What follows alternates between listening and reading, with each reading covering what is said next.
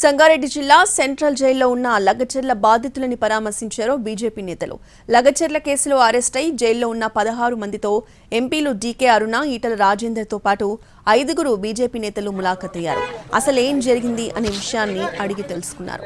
లగచర్ల బాధితులు బీజేపీ నేతలతో తమ కష్టాలు చెప్పుకున్నారు.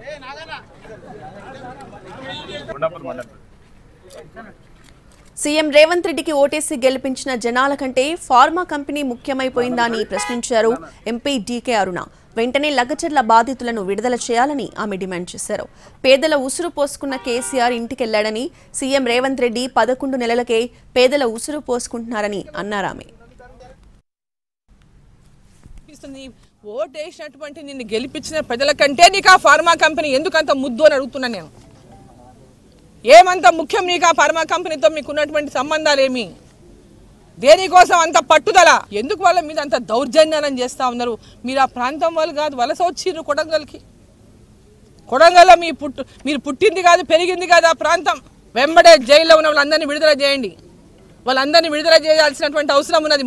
అనవసరంగా అన్యాయంగా వాళ్ళని జైల్లో తీసుకొచ్చి పెట్టిండ్రు. రైతులని సంబంధం లేని వాళ్ళని తీసుకొచ్చి ఇలా జైల్లో పెట్టిండ్రు. ఎవరెవరైతే దీంట్లో పాల్గొన్న మీ కాంగ్రెస్ పార్టీలో ఉండి పాల్గొన్నారో వాళ్ళందరినేమో పేరున ఇంటికెళ్ళి తీసి ఇంటికి పంపించిండు. పేదల ఉసురు పోసుకొని కేసీఆర్ ఇంటికి వెళ్ళిపోయిండు. మీరు అధికారంలోకి వచ్చి 11 నెలలు అయింది, అప్పుడే పేదల ఉసురు పోసుకుంటున్నారు.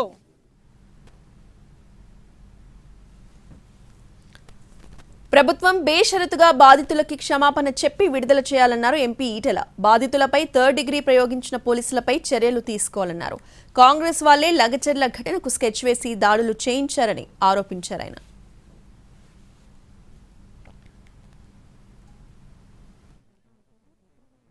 ఒకటో డిమాండు, బేషరతుగా ప్రభుత్వం క్షమాపణ చెప్పి పెట్టిన అక్రమ కేసులు విత్డ్రా చేసుకొని జైళ్ళల్లో మగ్గేటువంటి వాళ్ళందరినీ కూడా విడుదల చేయాలని చెప్పి మొట్టమొదటి డిమాండ్ చేస్తున్నాం.